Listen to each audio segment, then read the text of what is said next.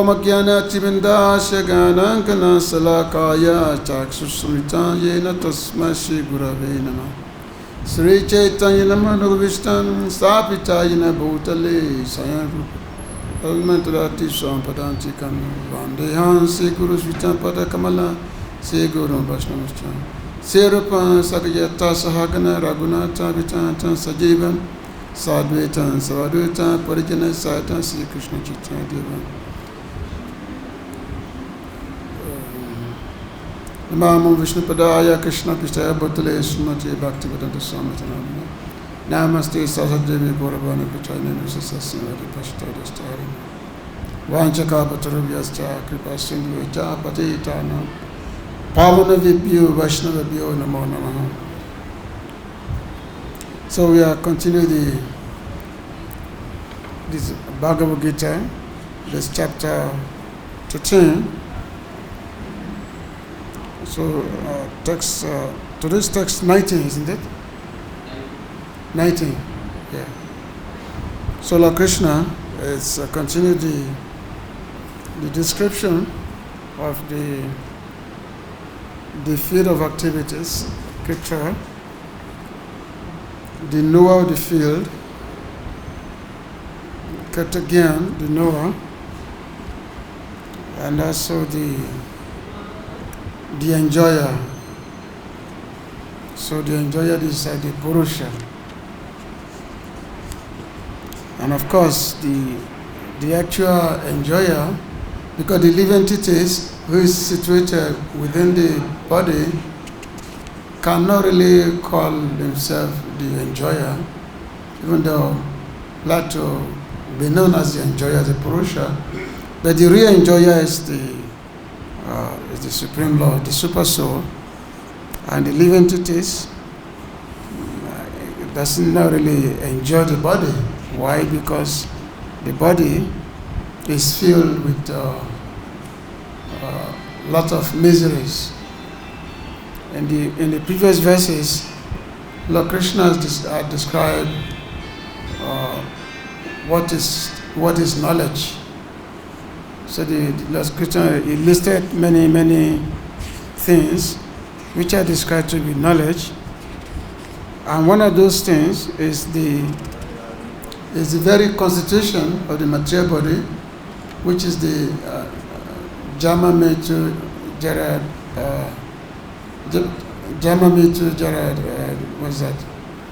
Jara Vyadi, Dukkha Dosanada Sanam, that old age, birth, death, old age and disease, along with happiness and distress which comes along with it. So if one is able to understand that, the Lord say such a person is knowledge, you understand how the material body is affected by these limitations of birth, death, old age, disease, happiness and distress. But somehow the living entities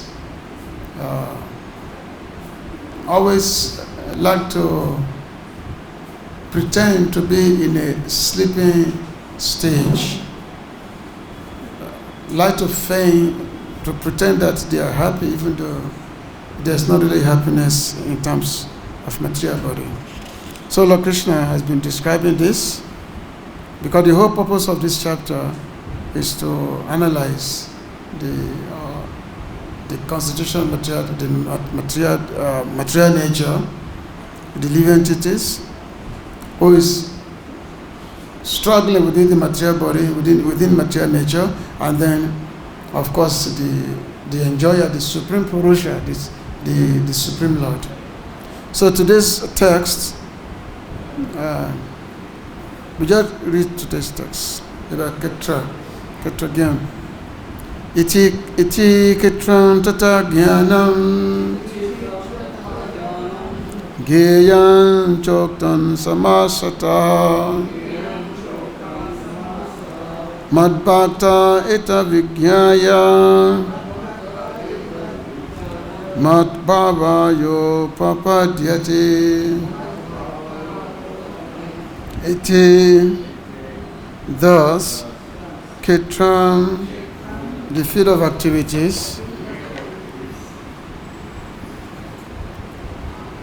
tathā, also, jñānam, knowledge, jñeyaṁ, the knowable, cha, also, uktam, described, samāsataḥ, in summary, mad-bhaktaḥ, my devotee, etad, all this, vijñāya, after understanding, mat-bhāvāya, to my nature, upapadyate, attains.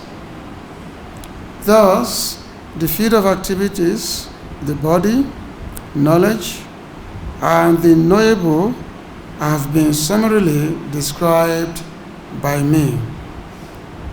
Only my devotees can understand this thoroughly and thus attain to my nature. The Lord has this purport by Srila Prabhupada. Purport by Srila Prabhupada. Srila Prabhupada ki jai. The Lord has described in summary the body, knowledge, and the knowable. This knowledge is of three things: the knower, the knowable, and the process of knowing.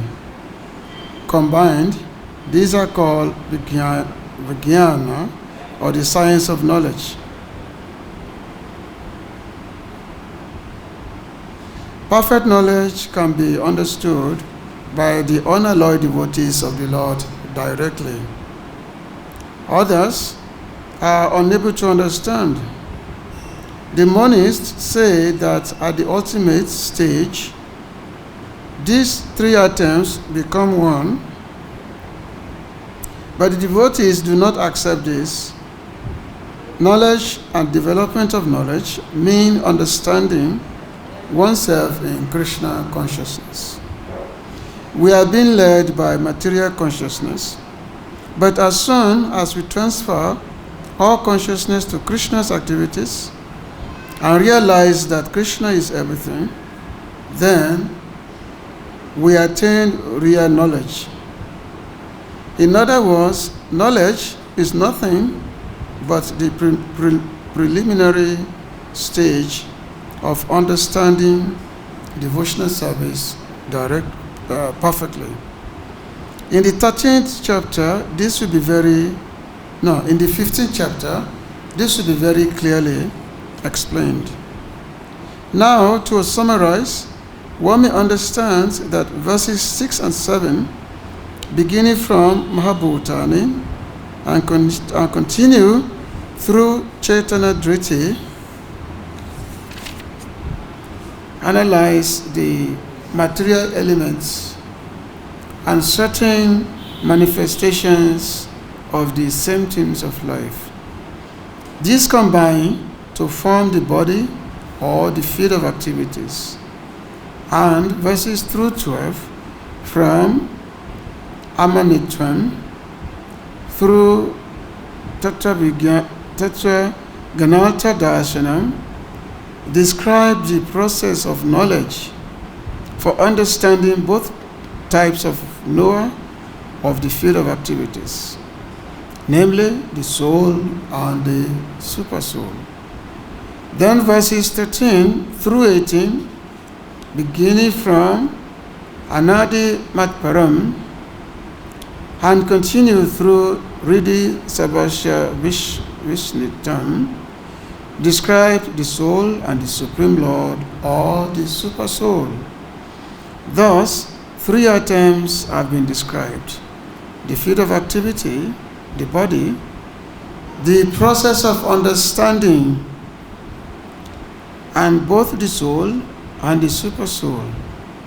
It is especially described here that only the unalloyed devotees of the Lord can understand these three items clearly. So, for these devotees, Bhagavad-Gita is fully useful. It is they who can attain the supreme goal, the nature of the Supreme Lord, Krishna. In other words, only devotees and not others can understand Bhagavad-Gita and derive the desired result. So let's see, in the chapter 2, Lord Krishna talks about the complexities of the science of this, the science of the soul, the complexities of it. And just the exact verse.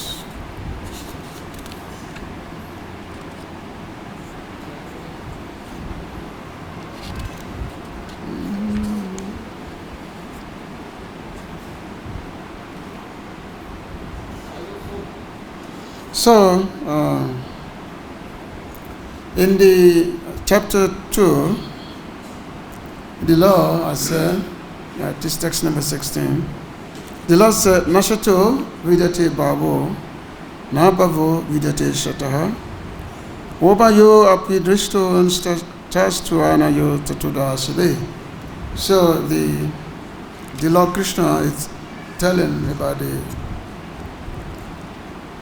the complexities about this material world, the composition of material elements, the material energy.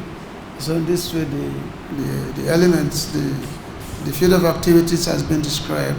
So it said here that those who are seers of the truth, the division of tathā. So those who are seers of the truth have concluded that of the non-existence of the material body, there is no endurance, and of the existence, there is no cessation. This is from the original Bhagavad-Gita. Here they put here, there is no change. And so there is no cessation. This they have concluded by studying the nature of both. And then there's another verse from the same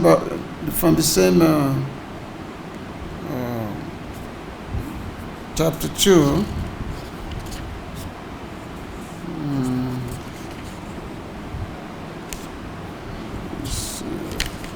Just Ascharyavat. I think Ascharyavat. There's a word that starts with Ascharyavat. Ascharyavat means amazing. Try to understand the science, the material body, the soul inhabiting the material body. It's amazing understanding. So Ascharyavat. Oh yeah. So this is from chapter 2, text 29. It said, Ascharyavat pashyati kṣetraṁ, Ascharyavat bhadati tathā Ascharyavat chainan anya kshinoti shutvati enam vedana chaiva kaschit. So Ascharyavat means the amazing, that some look on the soul as amazing, some describe him as amazing, some hear of him as amazing, while others, even after hearing about him, cannot understand him at all. So, who is the soul that is being described here? This is in respect to the Supreme Lord. Ascharyavat, know that some say him as amazing, some hear him as amazing, some describe him as amazing, while some cannot understand him at all. So which means it's really difficult to really understand the law, the material world, the composition, how everything is actually moving here and there. It's difficult to know unless one actually become a devotee. So in the Upanishad, it's said that Yasmi vijñānam, what's that? Yasmi vijñāti, what's that? Yasmi vijñāti, Saba Evan vijñātam bhavati. Said that if one know him, by knowing him, one knows everything. If you know Krishna, one knows everything. Now, how do one know Krishna? Devotee do not say, oh, I have known Krishna. Devotee is simply surrender unto Krishna. By simply surrender unto Krishna, you know everything. It's not that, oh, now I've completely understood the whole science of God, the God consciousness. Just like Lord Brahma, he was praying to Lord Krishna. He was saying that some say, they have known Krishna completely. Some say they've known everything about Krishna completely. But Lord Brahma said, let them talk that way. Let them talk that way. That is their prerogative. They can talk the way they like, as much as they like. But I simply know that yes, your form standing before me is just amazing form. I mean, after all, Lord Krishna was in the forest of Vrindavan, and he had the butter, in his hand. There's a butter in his hand, along with a stick, flute. So, he was as a cowherd boy. So how do you understand that this is the God, this is the Supreme Lord, who all the sages, denizens of heaven, demigods, everyone bowed down their heads to him. So there's a story. There was a scholar, and this scholar was trying to cross a river. He was trying to cross a river. So he went to a boatman and told the boatman to take him across the river. So he got into the boat, and the boatman was, rowing the boat. So there's a conversation between the scholar and the boatman. So the scholar asked that, my dear boatman, have you ever known something about the stars, cosmology, this and that? Boatman said, no, I don't know anything. I'm just rowing my boat. That's all I know, just about rowing my boat. So the scholar replied, well, if you don't know this, then 25% of your life is, wasted, is spoiled. And then as they were going again, the boatman, the scholar again asked a question. If the boatman knows anything about geography, about, the movements of the water, of the rivers, so many things. Boatman said, no, I don't know anything. I just know how to row my boats. I'm just a boatman, that's all. So the scholar replied, well, if you don't know this thing, then 50% of your life is spoiled, is lost, is gone. Again, the scholar asked that if the boatman knows anything about, history, how things come to be, whatever. Another question he asked him. Again, the boatman said, I don't know anything. I only know how to row my boat. That's all I know. So the scholar said, if you order, then 75% of your life is wasted, is spoiled. And then as they were going, they were in the middle of the river. All of a sudden, there's a big storm. The big storm came in the middle, just like sometimes if you're in Mayapur and you are going from Navadip. You are going from Mayapur to Navadip. Every once in a while, you are in the middle of the Ganga, and all of a sudden there's a big storm, and sometimes the boat will be running here and there, and Ganga is so big, and if you don't know how to swim, you're out of luck. Because Ganga is a huge river, It's not like Yamuna. Yamuna is very small here now. The Ganga is always, big river. So if you don't know how to swim, you're out of luck. So as they were in the middle of the river, all of a sudden there was a big storm, and the boat was about to collapse, was going here and there. So the scholar became very, very, panicking. He said, "Oh, boatman, what's going on? What's happening? What's happening? This is the storm. What to do?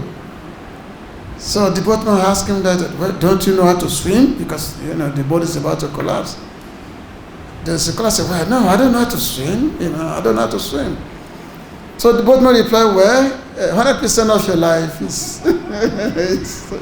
is finished. You don't know how to swim. So this is the nature of people in this material world. They claim to know something, whereas they don't know anything. So, the Lord is saying here, only my devotees can understand, think thoroughly, and those attain my nature. Attain to my nature means they attain my bhakti, attain my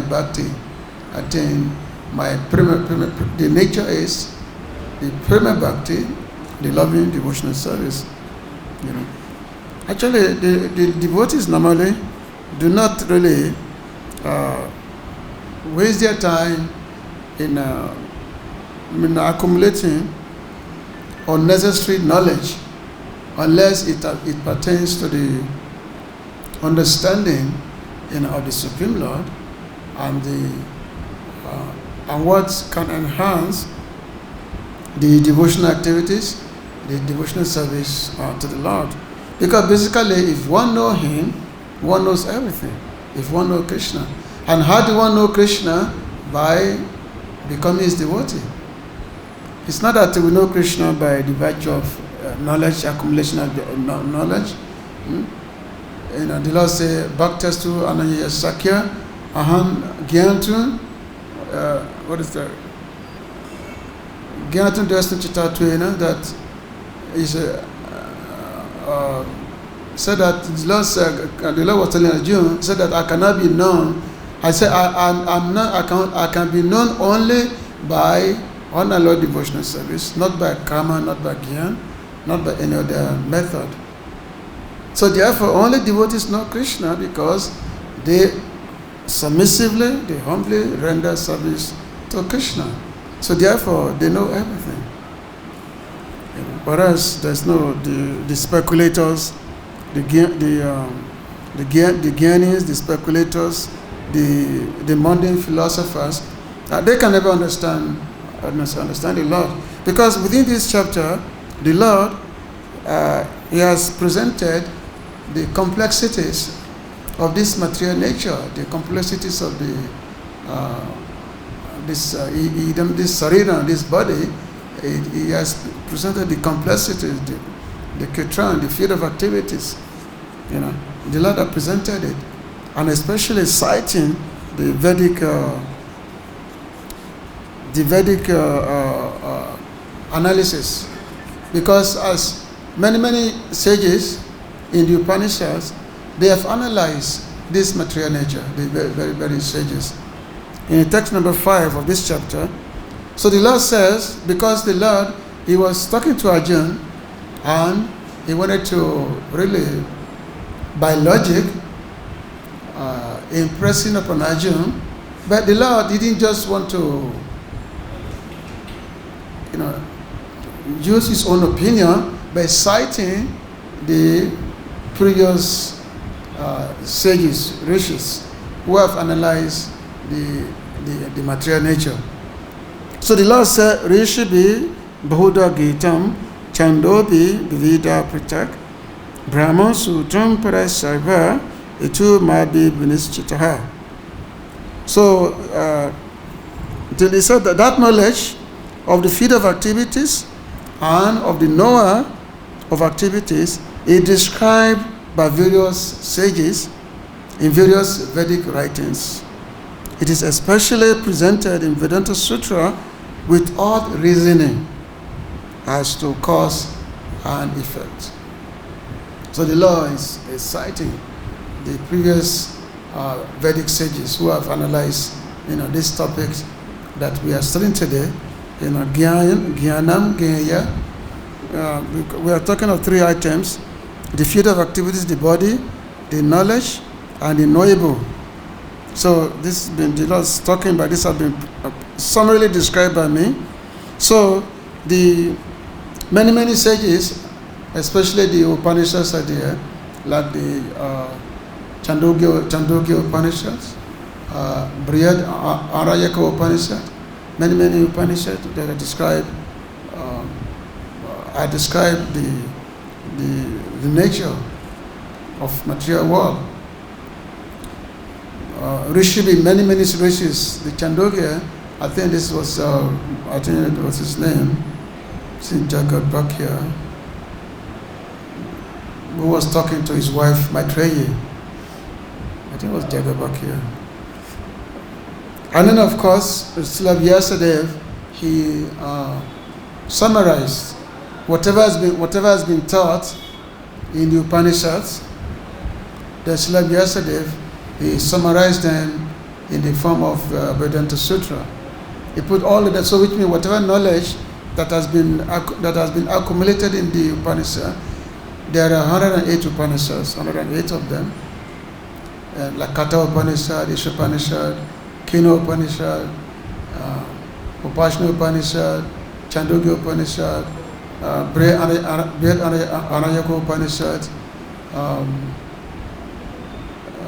Tathā Upanishad. There are so many Upanishads. Some of them are very small, while some of them are very big. Depends on which you want to study. Especially Brihad Anayaka, that's a very big Upanishad. Chandogya Upanishad, that's a very big one. But other Upanishads like Ishwara Upanishad, they are very small. Ishwara Upanishad has only like 18 verses. Of course, Srila Prabhupada did purport on that. There are other Upanishads like Kina Upanishad. Kina simply means questions. Upasana Upanishad. Kina means what? So, but all these Upanishads basically they all indicating the supreme absolute truth. They're indicating the supreme absolute truth, which is in this case means Krishna. But they were written in such a way that unless one is gifted with a fine intellect, unless one is highly gifted with a fine intellect, it's very difficult. They are very difficult to understand unless one has got a very sober mind. The mind is very sober. The mind is no more agitated by materialistic desires. Then one can understand these Upanishads the way they are presented. And there are so many of them. Each of them use different venues to explain the supreme reality. However, the Srila Vyasadeva, so he took all these Upanishads and presented them in the form of Vedanta Sutra, or we also call it Brahma Sutra, Vedanta Sutra, by Srila Vyasadeva. But still, the Vedanta Sutra it's there. Actually, if one studies Vedanta Sutra, one can understand God and one can become a devotee of Krishna. Because that's the whole purpose of Vedanta Sutra. Just like said, Atatu Brahma Jigasa, that in the beginning, let's understand Brahman.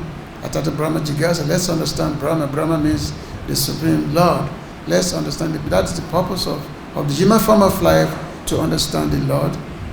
Of course, understanding the Lord, understanding His creation, and understanding how one can attain Him. But still, of course, after Srila Vyasadeva presented the Vedanta Sutra, and at the same time he wrote history in the form of Mahabharata.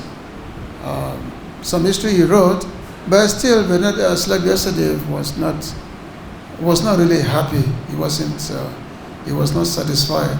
After he has done all these works of compiling the Vedic literatures, writing the Vedanta Sutra, he was not happy. And that's why Srila Narada Muni appeared to him. And then when Narada Muni appeared to him, Vyasadeva expressed his dissatisfaction, his unhappiness, that he has done all this work, but still he wasn't happy. So he was asking his guru, Srila Narada Muni, to explain to him why he was feeling unhappy. So Srila Narada Muni, then, who is the perfect spiritual master, he told him that yes, You are not happy, you are feeling dissatisfied because you have not directly glorified the Supreme Lord. Because after all, Lord Krishna is the object of the Vedic, is the only object of the Vedic scriptures. But you have not directly glorified him. All what you have written is all indirect. You haven't directly glorified him. So therefore, you should engage yourself in the activity, in the writing of glorifying the Supreme Lord and his activities. And that's why Srila Vyasadeva, he wrote Srimad Bhagavatam. So Srimad Bhagavatam is the cream, it's called the ripened fruit of the Vedic scriptures. It's a negama kapataru kalitam phalam sukha mokadara sambitam pibatam bhaktam rasamalayam mayura urasakabhaya bhavaka. So the tree is there, the Vedic tree is there, and then on that tree are the fruits. So the fruits, so which means a tree is valuable when you eat the fruit that is coming. So the fruit has become ripened. So the Bhagavatam is the ripened fruit of the Vedic tree. Is the ripened fruit of the Vedic scriptures. Now this fruit has been tasted by Sukha. Sukha Moka Dravasam Yutam. So it has been tasted by Sukadeva Goswami, and therefore it become very, very tasty.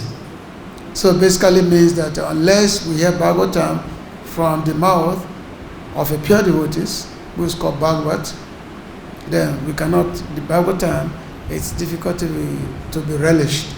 So if we hear Bhagavatam from the mouth of a Bhagavat devotee, the pure devotees of the Lord, then it becomes very fruitful. Then we can relish it. And we relish Bhagavatam, and the more we hear it, the more we want to hear it. We will never be tired of hearing the topic of Bhagavatam. And that's why when Sukadeva Goswami was speaking Bhagavatam to all the rishis, to Parikshit Maharaj, along with all the rishis on the bank of the Ganges, he was not tired. He was relishing. He was complete just narration going on. And also those who are hearing, they are also not tired of hearing. Because the more they hear, the more they want to hear. As they saw Sukadeva Goswami was speaking, he was simply speaking non-stop for the whole 7 days. The whole 7 days, everybody forgot eating or sleeping. Everybody forgot it.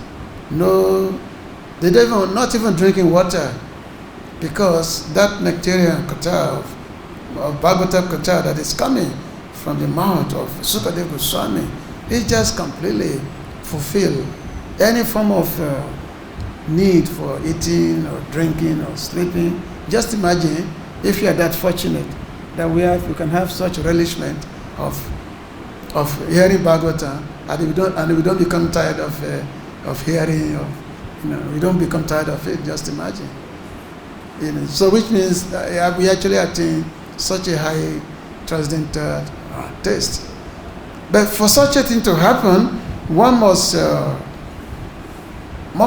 have developed a taste. The taste must be there, the ruchi, the taste, because as all the great personalities have explained that things like hearing Bhagavatam or chanting Krishna's name, chanting the Lord's name, become very, very fruitful when we actually develop a taste for it. For a person who has developed a taste, so the greed become very intense. Won't develop a greed. When you develop a taste, then the greed will come, love, that will come. And when that greed comes, so you just constantly hankering to want to hear, you want to hear about Krishna. You want to hear, you want to chant Krishna's name. Constant anchoring, is there. Nobody will force you again, or nobody will remind you to go and hear Bhagavatam class. Just cannot wait to hear. Or nobody, and chanting Krishna's name, the Hare Krishna mantra, will no longer be a matter of chanting 16 rounds. just because you have been initiated, and the Guru said that, okay, chant minimum 16 rounds, it will no longer be that way. You develop such a taste that you don't want to stop chanting the Lord's name. Because why? Because Krishna's name is so sweet. It's so sweet that when you are chanting it, it just becomes sweet and relishable that you don't want to stop the chanting. You don't want to stop. But in our conditioned stage, okay, you talk chant 16 rounds, and we are chanting 16, and then the moment we finish chanting, we put our bead bag aside. Okay, I've done for the day, I wait till tomorrow, and then I do my chanting. So because we don't have taste, so therefore in that condition aspect of what the Guru give us, because we are so conditioned by material nature. But for advanced devotees who have developed a taste, they will not stop chanting the Lord's name. So one time in Jagannath Puri, during Chaitanya Mahaprabhu's time, so one time Mahaprabhu's, because when Mahaprabhu was in Puri, there are so many devotees, many Vaishnavas, who are especially those who have come from Odisha to come and be with Chaitanya Mahaprabhu. So many of them, they like to invite the Lord for lunch. They like to invite the Lord for lunch, and Lord come and take prasad with them. So one time Chaitanya Mahaprabhu said,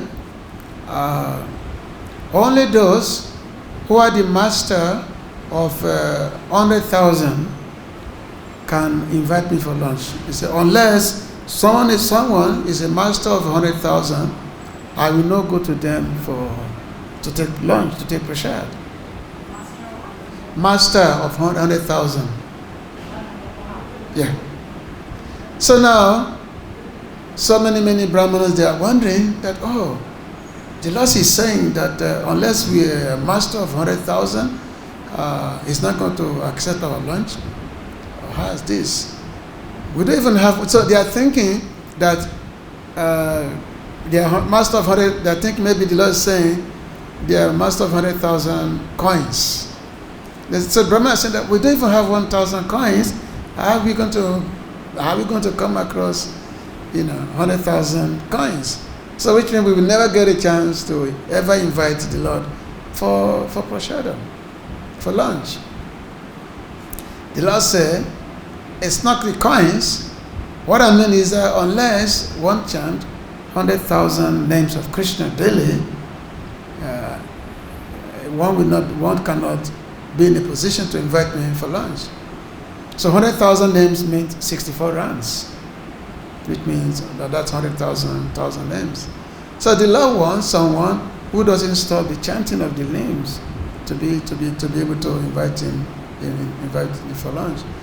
Actually, that's why normally our acharyas, they always stressing that fact that yes, you have to chant this much rounds of the japa. So Bhaktivedanta, that was a rule that yes, every disciple must chant 64 rounds. Every disciple must chant that. So in the beginning, when Srila Prabhupada started the movement in initiating disciples in America, in the beginning Srila Prabhupada said, now everyone must chant 64 rounds a day. So the devotee said, Prabhupada, that's going to take us the whole day to do that. We will not be able to do any other activities. The chanting 64 is being completely impossible, Prabhupada. Then Prabhupada said, okay, chant 32 rounds. At least chant 32 rounds. Still, devotees find it difficult. The 32 rounds, that it takes, especially when you are new, your mouth is not used to chanting the Lord's name. It's like a big sacrifice. So that will take at least 4 to 5 hours to chant 32 rounds. And then Prabhupada said, okay, minimum 16 rounds. Nothing less than that. 16 rounds. No less. So the devotee accepts, okay, yes, we will chant 16 rounds per day. So that becomes the standard of initiation in ISKCON. that yes, one must chant a minimum of 16 rounds. That, that shows you that you are a devotee. So that's Prabhupada's own message upon us, that yes, we have to chant this much every day. But for those devotees who have actually developed a taste, who have developed a taste for the holy name, then they chant more, not just 16 rounds, they chant more. 20 rounds, 25 rounds, 32 rounds a day. And there may also, of course, there are many devotees who are actually chanting 64 rounds a day. Many devotees are there. But so, as the Lord said, that this knowledge, which He has been presenting in this chapter, the knowledge of the field of activities, the knower of the knowledge. So the Lord said that this knowledge, which means He said that only my devotees can understand this thoroughly. Nobody else can understand it. And when my devotees, when they understand this thoroughly, then one become a devotee of the Lord. One become Krishna devotee. That's just so. Srila Prabhupada, at the end of this purport of this text, so Srila Prabhupada said that, he said, in other words, only devotees and not others can understand Bhagavad-Gita and derive the desired result. So what is the result of studying Bhagavad-Gita? What is the result? What is the result of studying Bhagavad-Gita? To become devotees of Krishna. That's the result. It's not that you are going to college and then you are studying Bhagavad-Gita just so that you can get a degree. Just like there are so many colleges out there that are teaching Bhagavad-Gita. They are teaching the Vedic scriptures so that people can get some degree. They can become master's degree or PhD doctorate degree. And many students of the Vedic scriptures, they will prepare so many theses. They will prepare a lot of theses so that they become doctorate degree. Normally you have to prepare thesis like that. But what is the end of it? You attend, you study, get a degree, but your degree basically have no value. What is the value of your degree? You've not attained the goal of studying the Vedic scriptures. You have not attained the goal of studying the Bhagavad-Gita. So which means your study, which you have done, is just it's like Srila compared to putting the load on an ass. We have so many donkeys here in Vrindavan. You have a lot of donkeys. And the donkeys, they put so much load on them. So much load they pile on top of the donkey, and then the donkey will just going, that's all it does. So one just become like a donkey, just performing labor for the little grain, by having all this so much knowledge. You go to a PhD, you got this thing, you have all this knowledge on your head, and you're not a devotee, so you're not a devotee, which is the main purpose of studying the scriptures. You're not a devotee, so you're just like a donkey. It's useless, Shravam, what is it? Shramayeva kevalam, useless labor. That's all. That's useless labor. That's why before Srila Prabhupada, Bhagavad-Gita, there have been so many other Gitas which were translated in the West. There are many other Gitas, but none of them make people understand who is God. They are just dry knowledge. Because why? The translators themselves, they are not devotees. They don't know who is God. So their translation is just as useless as they themselves. So therefore they cannot, the people they are writing for cannot understand what it is that they are studying. They can't understand. Whereas when Prabhupada presented this Bhagavad-Gita as it is means without changing Krishna's word. Krishna says, surrender unto me. The Acharya says, surrender unto Krishna. No other interpretation.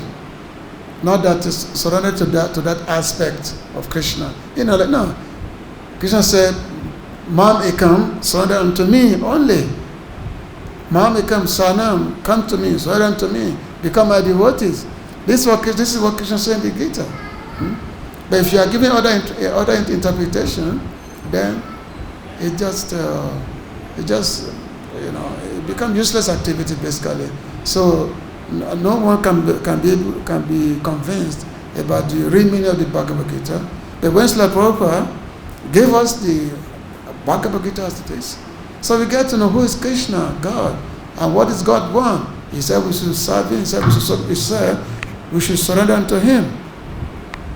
So because Prabhupada, being a pure devotee of Krishna, is able to give us Krishna's word and really taught us the real message of Lord Krishna. And that's why this Gita has made countless millions and millions of devotees all over the world.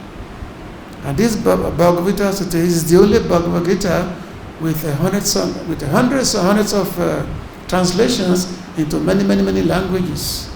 So many languages in the world, this Gita has been translated into, European languages, so many European, many Asian languages, also African languages. In Africa now, we have about 1, 2, 3, 4, 5, about 6 or 7, maybe about 8 African languages that this Gita has been translated into. We also have it in Arabic, in Arabian language also there. So many languages there. And those who are reading, they become devotees of Krishna. Because it's the word of, because the pure devotees of Krishna had presented it. So therefore Prabhupada said that only devotees, not others, can understand Bhagavad Gita and derive the desired result, not other person. So it's very beautiful to be talking about these points in the Bhagavad Gita. So thank you very much. If there's any question.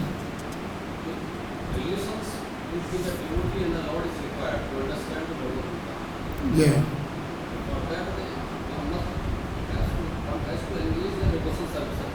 Yeah, that's, yeah. Mm-hmm. Exactly. Yeah, so that's why at the end said that to become my devotees. Yeah, exactly. Yeah.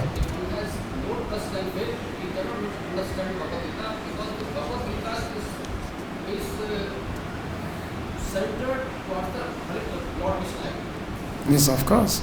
If Lord Krishna is not there, there is no meaning of Bhagavad-Gita. Yeah, that's the essence of the Gita, that Lord Krishna is being the supreme absolute truth. Yeah. Huh? I have a question. So how this Bhagavad-Gita will benefit to the new people who don't have any knowledge in the Krishna process? They have to come with the Bhagavad, they have to engage in the devotion service first. Okay. They have to engage in the Mangala Aarti, Sandhya Aarti, and so on. We are teaching using this Bhagavad-Gita. Okay, can you repeat your question so that I can get it? I'm saying like how this Bhagavad-Gita will help who is not in Krishna consciousness. So who is just a layman who don't know anything about the Krishna. How this Bhagavad-Gita will help? Yeah, they would help by, because Bhagavad Gita, the authorized translation by pure devotees of Krishna. So normally by reading Bhagavad Gita or by attending Bhagavad Gita classes, eventually the person will develop a desire to want to know, especially being with the devotees of Krishna.